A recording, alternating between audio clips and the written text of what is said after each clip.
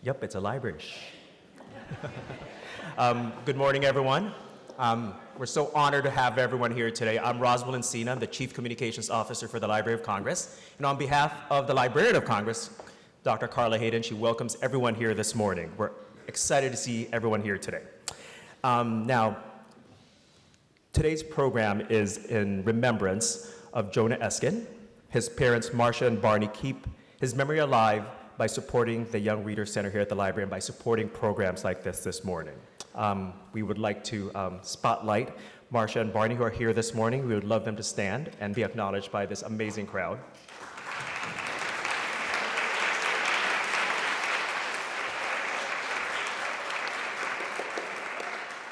Once again, their generosity has allowed us to do programs like this and do all the wonderful programs that we do at the Young Reader Center.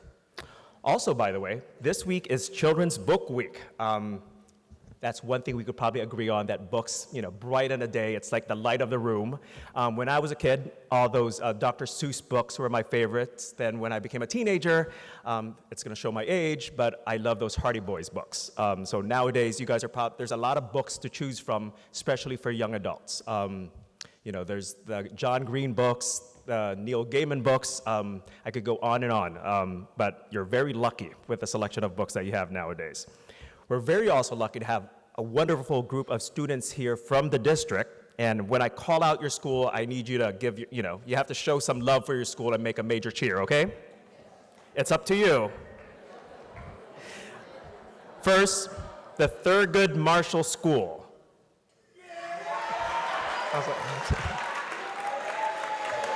Yeah. There was a slight pause there. I thought they weren't here. All right. All right. Okay. The School Without Walls at Francis Stevens.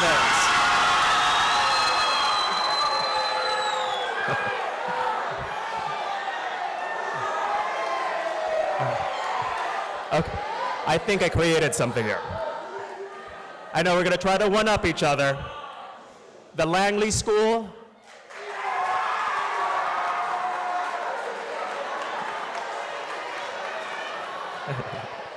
The Lowell School.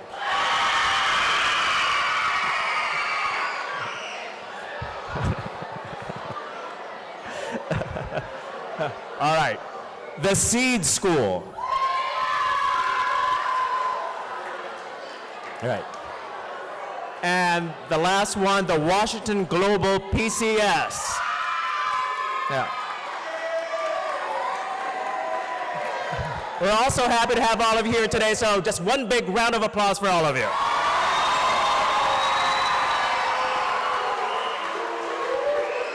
Now, you're not the only teenagers watching, by the way.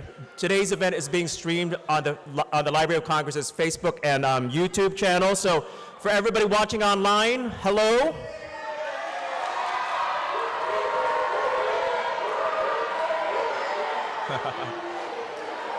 A lot of love from Washington.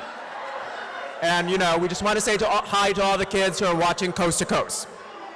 Okay. We got to simmer it down now. All right. Now, we're here today to talk about a major moment in civil rights history. Several months ago, about a year ago, the movie Loving came out, and it was based on this very important Supreme Court decision. How many of you have heard of the Lovings? All right.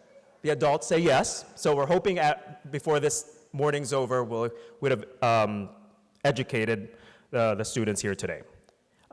Believe it or not, there was a time in American history that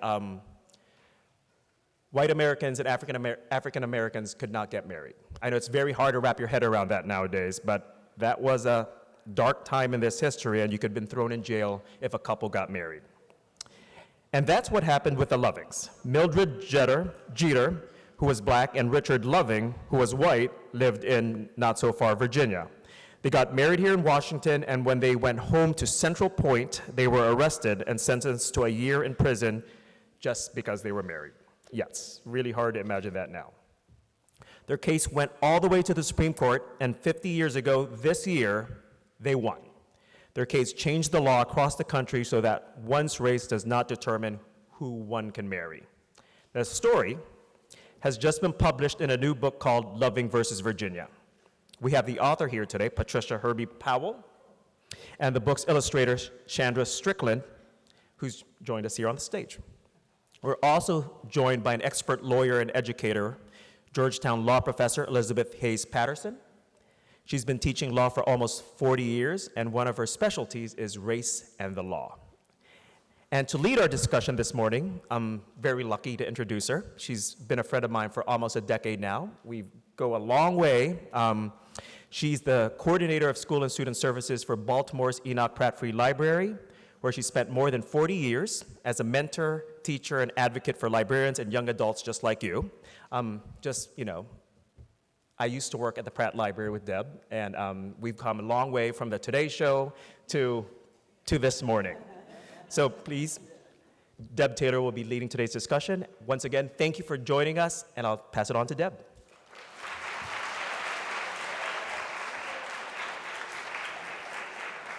Well, good morning, and it's good to be with you to discuss this incredible book that treats its subject and the people who lived this piece of our history with such artistry, eloquence, and care.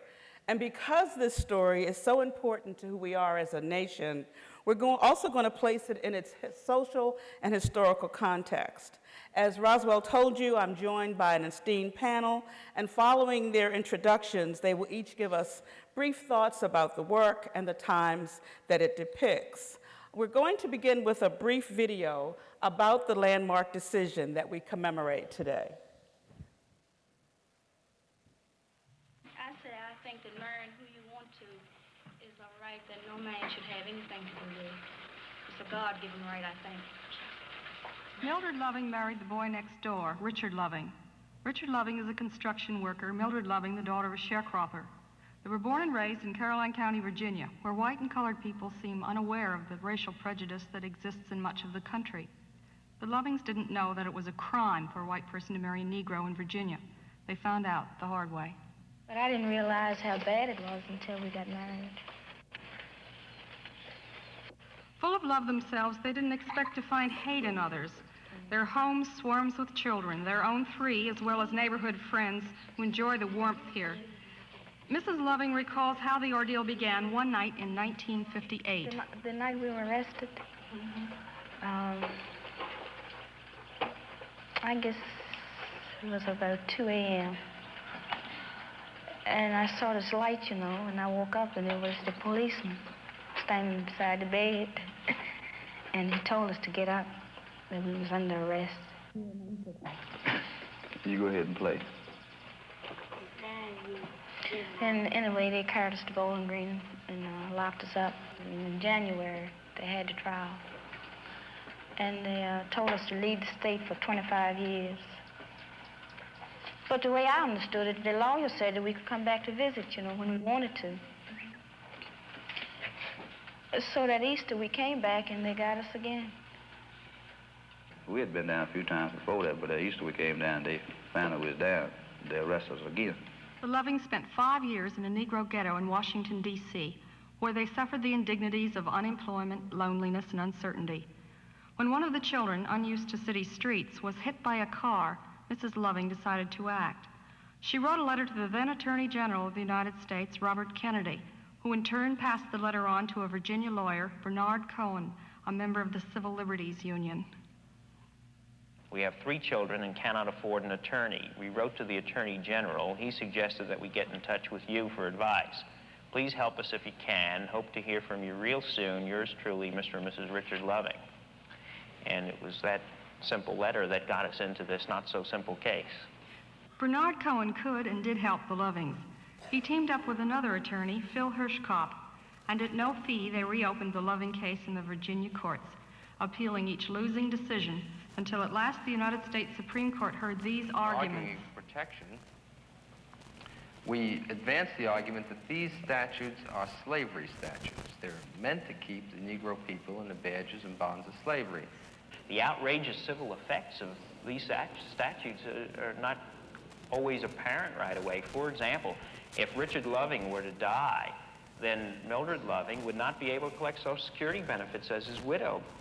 What is fundamentally important, though, is we ask the court to decide that a state may not pass a law which proscribes marriage between two consenting, competent adults based on race alone. The attorneys for the state of Virginia refused to talk with ABC. Bernard Cohen described their arguments. They seem to say that there was a present-day justification for these laws. That is, that they're interested in the welfare of the children of such marriages. Today, the United States Supreme Court handed down a decision. The Loving's ordeal is at last over. Richard and Mildred Loving have won the right to be man and wife, father and mother in the state of Virginia. Anti-miscegenation laws have been declared illegal not only in Virginia, but in all 16 states that have held such statutes. This is Hope Ryden, ABC News, reporting.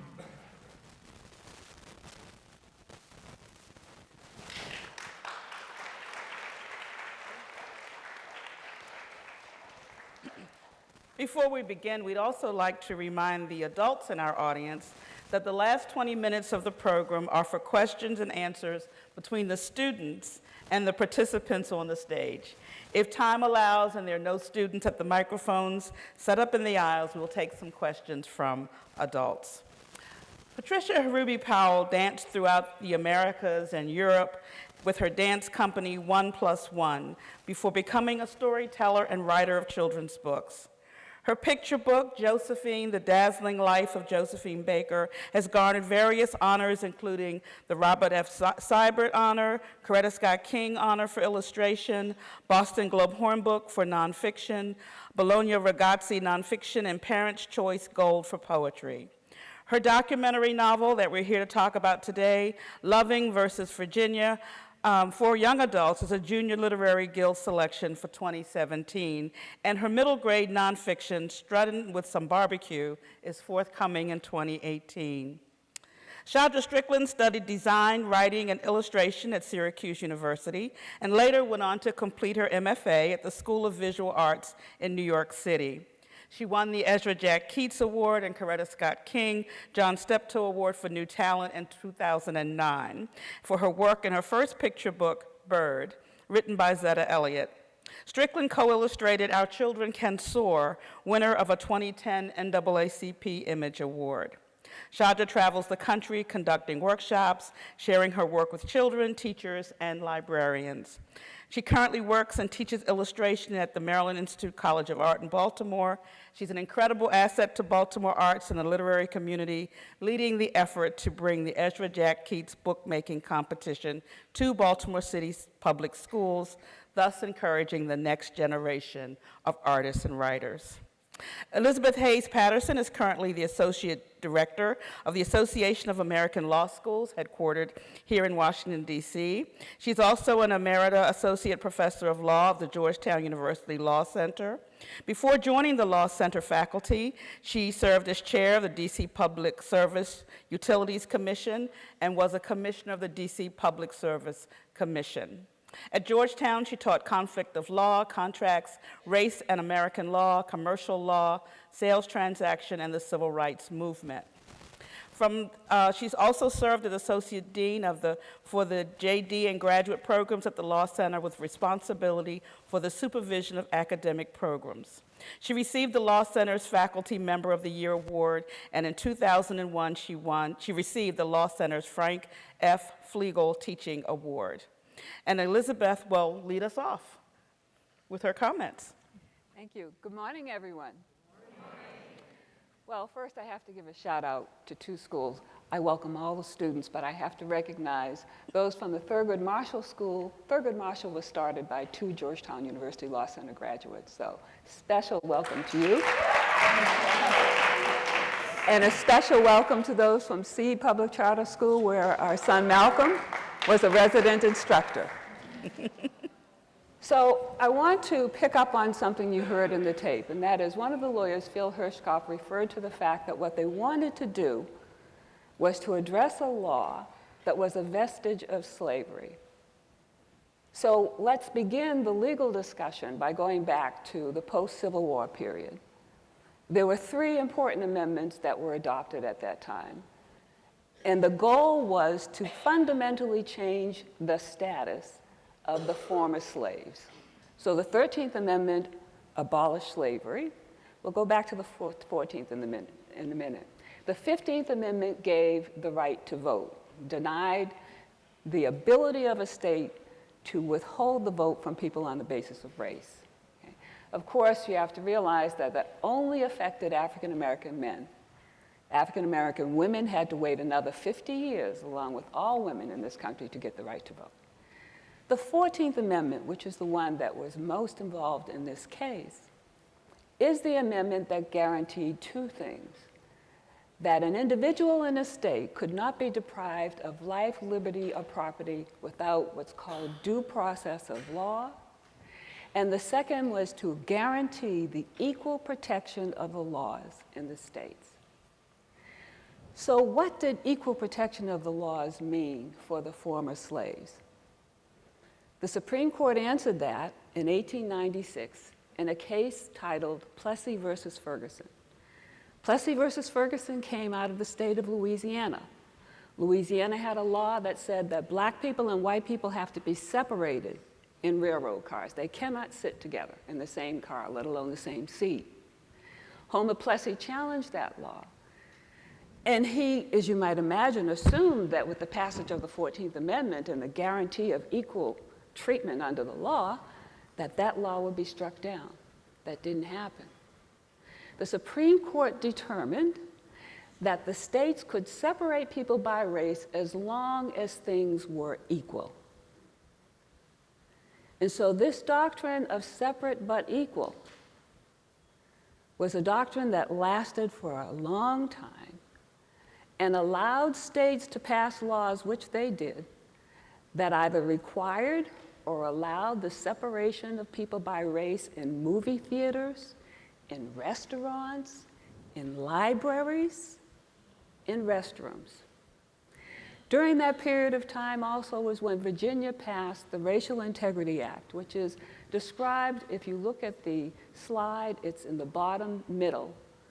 The Virginia Bulletin explains this act, and it basically said that white and non-white people cannot marry, and if they do, it's a crime. So this was what we had as law, separate but equal. Laws like the state of Virginia's that prohibited marriage between people of different races until 1954.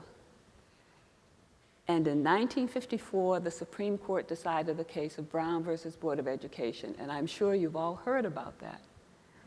That was the case where the court looked at this whole separate but equal doctrine and determined, and if you look, same slide, to the left, bottom left, Brown versus Board of Education, there's the important language where the court said when it comes to education, separate is inherently unequal, meaning there's no way there's equality when the state says black children have to go to school here, white children have to go to school there. Totally unacceptable. That ushered in what we call the period of a new civil rights movement, if you will. And two important events happened the next year in 1955. In August of 1955, 14-year-old Emmett Till was in Mississippi, and he was murdered. And he was murdered, why? Because it's alleged that he insulted a white woman. How did he insult her? He either whistled or he said something to her. That's it. And then in December of 1955, I know you remember, Rosa Parks, Mrs. Rosa Parks, refused to give up her seat on a bus in Montgomery, Alabama, and the Montgomery bus boycott started. So that is, and after that in 1955, one other important thing, the state of Virginia announced that it would engage in massive resistance to the Supreme Court decision in Brown versus Board of Education. And on the slide, lower right, you see a reference to Senator Harry Byrd of Virginia, who talked about that fact. Virginia resisted so much that they closed the public schools rather than integrate them. And there was one county in Virginia, Prince Edward County, about 90 miles from here, where the schools stayed closed for 5 years, from 1959 to 1964. So that is the atmosphere within which Mildred Jeter and Richard Loving had their relationship begin. So you can see that we have a very dramatic time, but we're talking about people who are living their lives and who are not necessarily caught up in the drama, as we saw on the slide. So now we come to that story, and I'd want to start by asking Patricia, why?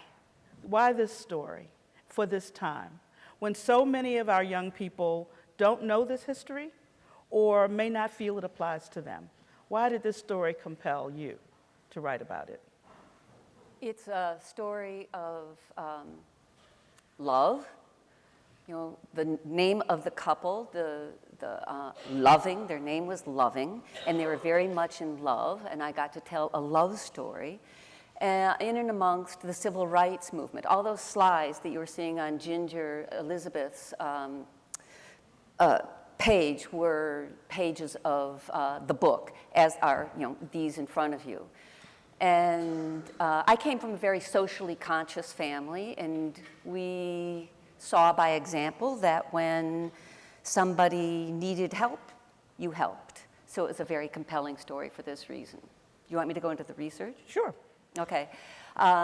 Before the story even begins, we have the health bulletin called the Racial Integrity Act that Walter Plecker in 1924 put into place in Virginia, and it was the law in Virginia until 1967 when the US Supreme Court ruled in favor of interracial marriage. And what it says, I'm not sure if you can read it up there, but about 2/3 down, it says, there are people in Virginia who are posing for white, but they're not really white. If you are 1/16 Native American, then you can call yourself white if everything else in your family is white. But if you are 1/16 African American and everything else is white, you are not white. And that means if you have one great-great-grandparent who is African American, then you are not a white person. So what it's saying is we know that there are people in there pretending to be white who are intermarrying, but you may not do that. And if we catch you, it's against the law. So on the right there, we have the photograph of the classrooms, the white classroom and the black classroom. And this is under the separate but equal law that Ginger was mentioning, the Plessy versus Ferguson. Does that look equal to you, those two classrooms? Nah, I don't think so. So,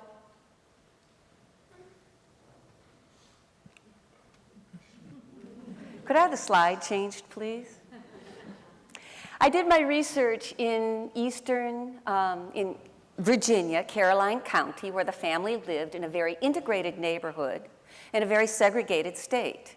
This is Otha Jeter, Mildred Jeter's older brother. Both Mildred and Richard are deceased, but I talked to family members and friends of the family. And the place is very important here because our story starts in 1952. The movie starts when they get married in 58, but our story starts in 52 when Mildred is 11 years old and Richard is about 16 or 17 years old. And they grew up in this neighborhood together, and I got stories from the family members of what happened in their lives. Doing my research, I used primary sources, which are artifacts from the time, and I just thought it was interesting to see how messy they are. On the very top one, it reads, Richard Jeter, a white man, and Richard Loving, a white man, and Jeter. They don't even dignify her to give her name. She is white and she's black and her name is not even on it. But here is her arrest warrant, this mess of a page below it. And she was arrested in bed in 1958 after they were married. And then and then they were exiled. We know a lot of the story that says they were sentenced to a year in jail or 25 years exile. And they were exiled. They lived in a slum in Washington, D.C. So that was 58. And in 1963, they tried to get the case, the ACLU lawyers, Bernie Cohen and Phil Hirschkopf, back into the courts by bringing it to Leon Bazile, who was the judge for the case. And he wrote this very racist statement, which was actually very helpful to the ACLU lawyers because it was so racist. And what he said was, Almighty God, Here it is. thank you. Almighty God created the races white, black, yellow, Malay, and red, and he placed them on separate continents. And but for the interference with his arrangement, there would be no cause for such marriages. The fact that he separated the races shows that he did not intend for the races to mix. And Mildred thinks about that and said, this was a nation of red people that was stolen by white people, and the black people were stolen from the African people. And I don't know if she really said that. That is speculation. This is a documentary novel, means it's an informational book, but I told it in the voices of Richard and Mildred. There are many, you talked about some of the documents that are a part of the book, and I think that creates a particular context for students. And Shadra, I have to ask you, because it's unusual to have a book that is written for teenagers, primarily, to have illustrations. What do you think your illustrations brought to the text and brought to the story? Well, I teach at Maryland Institute College of Art, and I teach a class called Visual Journalism, where we take students out into the world and draw on location. And I had wanted to sort of use these drawings in some real context, but they wouldn't necessarily be appropriate for a picture book for very young readers. But my agent was like, let's just put them on the website and see what happens. And so Chronicle Books, our publisher, saw these images and they contacted me about contributing to this book. So I got really lucky, basically. But I think the illustrations add more of the love story, and you can see the slide behind us is one of my favorite illustrations of Richard and Mildred sort of stealing away to run through the woods and spend time with each other. And when I talked to the art director and the editor at Chronicle, we really wanted to focus on their lives as just individual people, as opposed to the law and the other interference with that life. So I think that the illustrations add that level of softness, you know, and hopefully a bit of magic between the two of them and showing their chemistry and their love for one another. And illustrations are nice, right? It's nice to look at beautiful drawings in the middle of a lot of sort of intense sort of legal documents and the story itself. So, Elizabeth, I remember that news clip. I'm old enough that that's not something new to me to see that news clip when the decision came down. Yet I also remember that there were states as late as 2000 that were just removing the laws from the books. What did that mean, if anything? Why were they holding on to those laws if it had been struck down through the Loving case? Well, unfortunately, even though the law may be one way, legislatures are sometimes very slow to act to change. I can't say I can't read into the mind of the legislators, and that was in Alabama that finally in that year finally 2000. did, yes. That's right. And so I can't say that it was an act of defiance. I suspect that it was maybe a little of that and a little of just not wanting to do it, not thinking that it was an important thing to do. The important thing is that despite the fact that Alabama did not remove the law from the books until 2000, the law was changed. Once the Supreme Court made the decision, that was it. So, one of the things that stood out for me from reading the book was even though there were all of these social restrictions on Richard and Mildred when they were in Virginia, Virginia was home. And one of the things that comes across both in the illustrations and in the poetry is the fact that that was, even with all of its problems, it was home. How were you able to get that across? That this whole idea of the distinction between being exiled, so to speak, and then wanting so desperately to come home. May I talk? Yeah, Okay. please.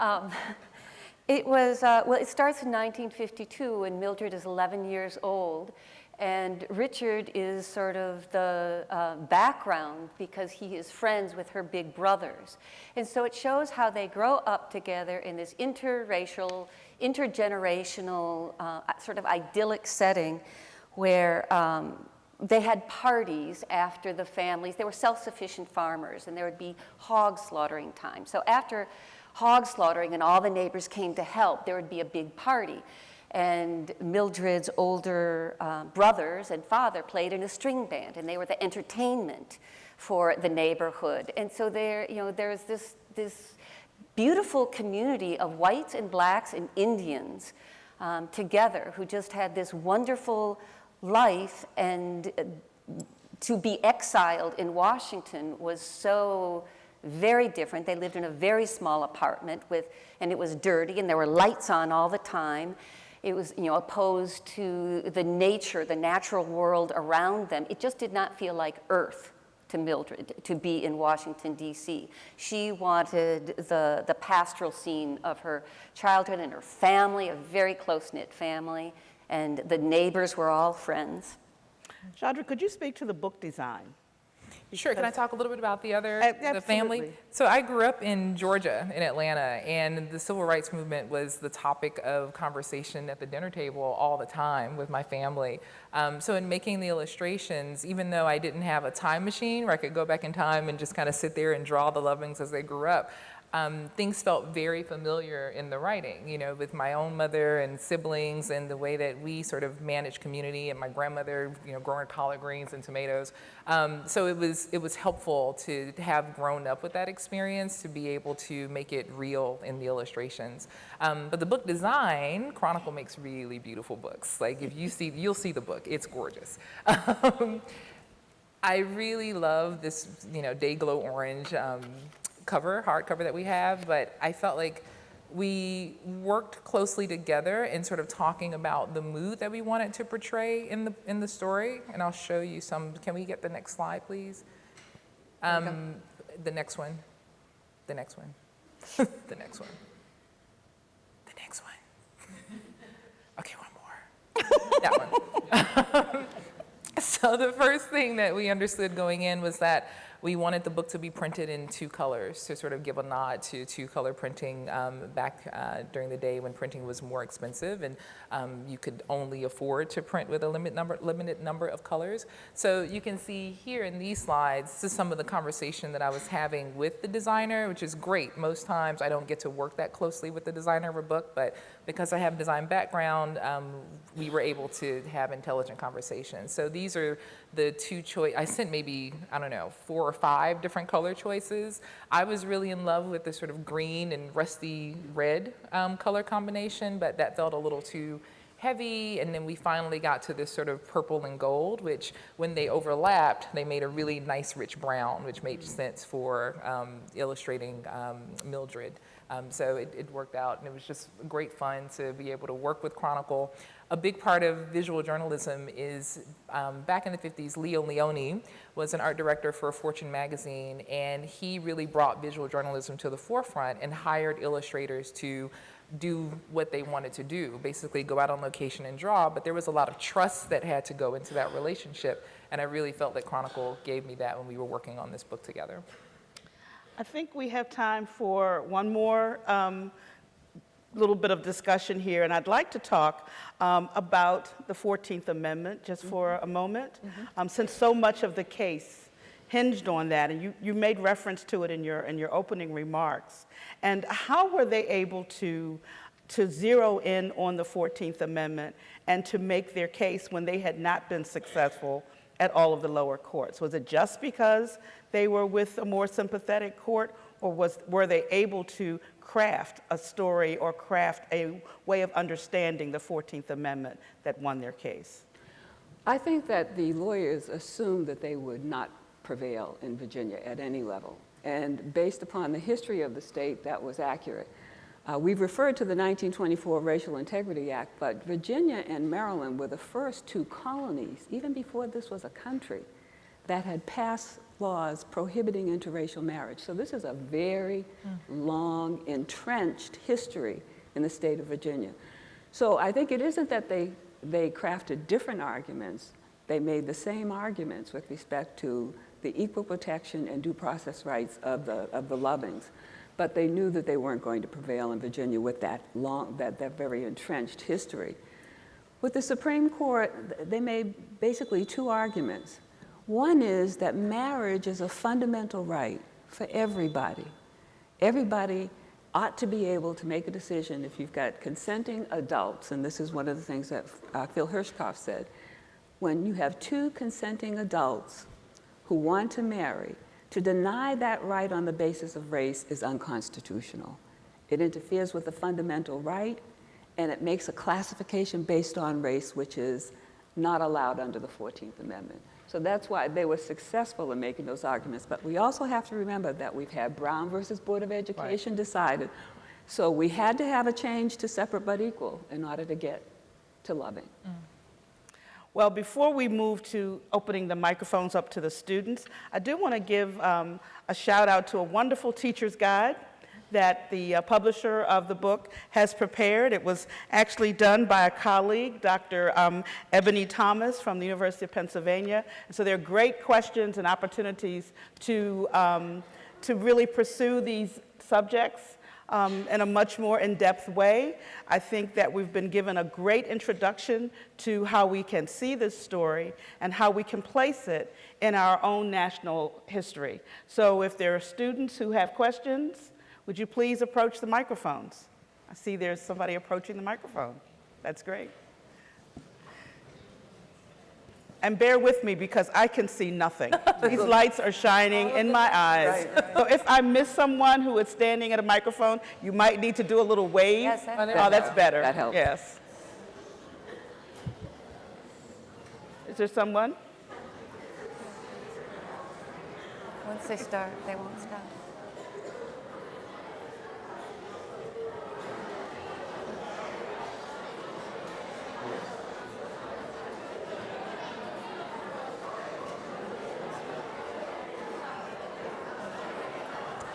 While we're waiting for a student to come to the microphone, I have another question for Patricia particularly. We focus a lot on the Lovings and as a couple, and we see how they grow together in their community. Did you find any kind of written information about the children that grew up in that household at that time when they were trying to establish their legal right to be married? Are you talking about Richard and Mildred's children? What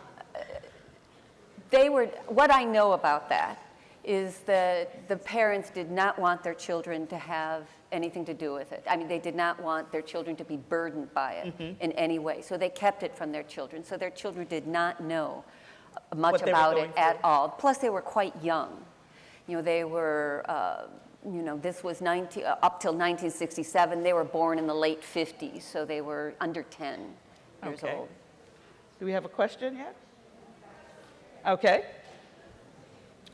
What are you guys' thoughts on the book? What was the question? What are your thoughts about the book? What are your thoughts about how the book might be received by young people? I think when I received the book, so when we're working on these things, it's all sort of in the air, right? It doesn't become a book until it becomes a book. So you're delivering these beautiful words, you're delivering this artwork, and you're having conversations about what the book might look like and how it is received, but you never know until you get it. And when I received this in the mail, the first thing I thought as an artist, like, oh, it's so beautiful. Like, it's just such a beautiful, substantial book, a very important piece of it feels very important in your hands. So I was glad for that, and I think that young readers will appreciate that as they're reading the story and sort of taking it very seriously as a piece of literature. And in terms of the story itself, it's a beautiful love story. It really is a beautiful love story, and Patricia can talk a bit more about that. Well, I think partly what's so interesting about it is the story is all told in verse. There's a whole lot of white space on the page, so it's easy to read, it's fast to read. There are photographs from the civil rights movement, most of which I first found at the Library of Congress. And there's a, it's not like you just go to the Library of Congress and say, may I have that photo, please? There's quite a process. You find the photo at the Library of Congress, and then you find out who owns it, and you find out who you must pay to get permission to use it. But I think that you look at these photographs, this one is race mixing is communism, and you go, whew, that's interesting. And you think about it, and you go, what does that mean? And I think what it means is in 1959, when this photo was taken and where this is placed in the book in 1959, the timeline of the book, the US was just terrified of communism and the USSR, and it was just the worst slur you could use for an American. So they just used it. And so there's a whole lot of American history in here that sort of, it gives you a view of the civil rights movement, a particular thread of the civil rights movement. We've got the Freedom Riders, we have the lunch counters. I think we have another person at the microphone. Got a question up here. What challenges did you face while writing the book? I'm sorry? What challenges did you face while working on Or like creating or drawing or creative just challenges did you face? In making the illustrations, the hardest thing was sort of taking this idea of visual journalism and applying it to history, because I'd never done that before. All of my drawings prior to had been very, can we advance the slides a little bit? Had been very direct and on the spot. Is there no one direct? Okay, the slides aren't working. So I think for me, the biggest challenge was the research, right? Where Patricia had spent, how long did you spend researching the book? About an hour and a half. Change that hour to a year. Right. And a half. So knowing that the author had spent so much time researching the book, and my deadline was a little tighter for making the illustrations, I didn't want to make any mistakes, right? And you can see in this slide, my drawing process is, instead of erasing mistakes, I would just sort of redraw it. So a lot of the drawings I would do 7-8 times before I felt like they were solid. But you know, I had to rely, that YouTube clip that we saw was a main source of inspiration for me, even though Mildred was a little older during that interview. But having to find as many photographs as possible. This is a collection of photographs by a photojournalist named Gray Villette, and he spent time with the Lovings taking these pictures so that they could run this ad and this article in Life magazine. This was invaluable for me. And I think that it's important for us now, as we are a very sort of documentary society where we are Instagramming and Facebooking and Twittering. I'm so Tweeting. Tweeting. Sorry, tweeting. You know, these things live on, right? And generations after us will go back and, you know, use this information. And I was grateful to have this, even though this wasn't done in the age of the internet. Thank you. And just before that next question, just want to remind you that the book will be on sale in the lobby at a discount price. So you will be able to purchase copies of the book today. Another question? So obviously, like, for them, it was like a really long process of like getting their whole case like all the way to the Supreme Court. And when they moved, like that was like hard for them, but why didn't they just like move somewhere that wasn't Washington, D.C., like somewhere that was like more inclusive but not in Virginia? Because like I feel like it was like such like a long, hard process for them that it was kind of like, oh, if we just leave and go somewhere that's kind of similar, it would be like okay. So like, why do you think? Why didn't they leave Virginia? No. Why did they go to D.C. instead of somewhere like more similar to where they were coming from? They wanted to be as close to home as possible. Right. And the 9 years from the time they were arrested in '58 until it was decided in 1967 by the Supreme Court, they came home. They were rearrested once on Easter Sunday, or the day before Easter, and then they snuck home from time to time and stayed with her sister Garnet in an adjoining county, in King and Queens County, or Essex County, I believe. And so they were close to home. And eventually they were given a stay of, There was a stay of their sentence, but the judge amended, the second time amended the order so that they could go to Virginia. They couldn't cohabit. Right. And at one point they lived in an adjoining county, King Right. and Queen County. But they were supposed to lie very low and keep their apartment in Washington, D.C. so they could race home if there was any trouble. And of course, these weren't wealthy people. Right. These weren't people with resources to move and to, move away from family where there was support and what have you. And they didn't have a lot of educational background to change jobs and to do all of the things that we would think of today. Right. Plus, I believe they lived with one of Mildred's cousins, Right. so that made it possible, as attractive as well. Got another question? One over here, all right. So you all kept mentioning that if somebody, like a white person, was 1/16 African American, they weren't considered white, correct? So if he wasn't considered white, or if someone wasn't considered white and they were to date a black woman, would it still be frowned upon in society? Or if Richard Loving was 1/16 African American and wasn't considered white, would he have received the same punishment? You understand? If Richard had been... If Richard had been 1/16% African American and not considered white, and he still married Mildred, would she still There wouldn't get be the a same problem. punishment? It wouldn't have, right. They both would be considered non-white. And that's the other thing. These laws that separated whites from blacks, the fact of the matter is, from the beginning, this country hasn't just been white and black. There have been Latinos, there have been Asians. So one of the requirements when you start having laws that separate people into white and black is, how do you characterize people who are neither white nor black? Right. You have to fit them into these categories. In fact, if you were Native American in Virginia during between 24 and 67, you were colored because you were not white, unless you lived on the reservation. And that's the only way you could have your Native American status. But even the idea of 1/16, like how can you even determine that, right? So Richard would potentially, if he were 1/16 African American or 1/16 Native American, he still potentially would have looked like he was a pure Caucasian man, and they probably still would have had to go through what they went through. Like unless they did a DNA test, which wouldn't happen back then, Yes. there's still not really a way to prove that. Right. Question over here. As opposed to all other court cases throughout history, why choose this one to write about? With all of the legal cases that there were, racially based legal cases, why this one?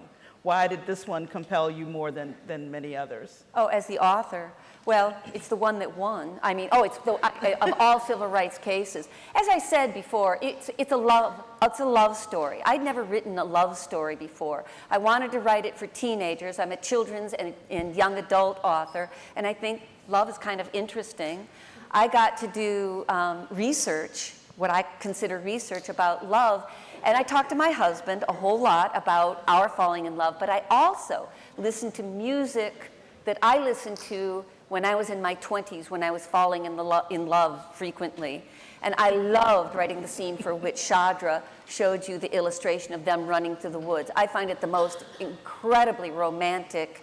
It's several pages long, but it's very quick, and they never say a word. They just go out in the middle of the night. She sneaks out, and they run together. Woo! That's pretty cool. We've got a question back here. What was your motive for choosing this love story instead of other love stories? Why this love story, since you wanted to write a love story? Oh, well, because okay. I could say in general, it's very attractive, it's very compelling, because it is a civil rights story. I just finished writing Josephine, The Dazzling Life of Josephine Baker. Actually, I'd written it ages ago, but it was in production. And she was not only an African-American dancer who made it huge in Paris in the 20s, although she was American, she could not be a superstar in this country, and she was also a civil rights worker. So Chronicle Books knew that I was interested in civil rights. And Jeannie So, our publisher at Chronicle Books, asked me if I was interested in writing this story, and I absolutely was. And I really just have to give a huge shout out to Melissa Manlove, my editor, who just had a vision for this book that really has so much to do with why this book looks the way it does. Also Jennifer Tolo Pierce, our designer. And it's sort of an interesting thing that the way Shadra and I communicate while we were making the book is I talk to Melissa, my editor. Melissa talks to Jennifer, the designer talks to Shadra. And then it goes back again. So we didn't actually meet until March of this year after the book came out. But that's how it goes in publishing. Wow. We've got time for one more question. If the movie was already out, why did you feel like you had to write a book about it as opposed to like just watching the movie? I wrote the book long before the movie came out. I started the book, I'm trying to remember, it was 2012. I think it was 2012. And first of all, it was supposed to come out in 2015. Then it was supposed to come out in 2016. And then it came out in January 31st of 2017. So there was a world in which it would have come out earlier than the movie. And the things that hold it back are things like a designer quit at Chronicle, and Jennifer Tolo Pierce, our designer, had to take over a whole lot of everybody else's work.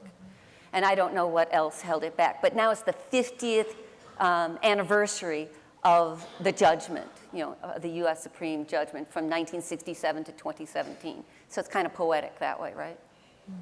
And then very often when there is a historic milestone commemoration, we will have a book, we'll have movies, we'll have TV shows, we'll have lots of discussions. So it's not just one piece of media that can address a story, because we receive these stories in so many different formats.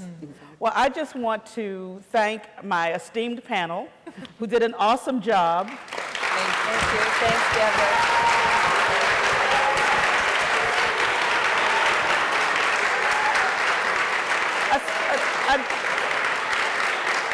I want to thank the Young Readers Center for organizing today's event, and all of the volunteers and all of the staff who really put things together for us and who worked to make sure, and to thank you for your wonderful questions and your wonderful contribution. So we hope that you will have a chance to read this book and see the wonderful change that it made in our country's history. So thank you all very much. Thanks, Deborah.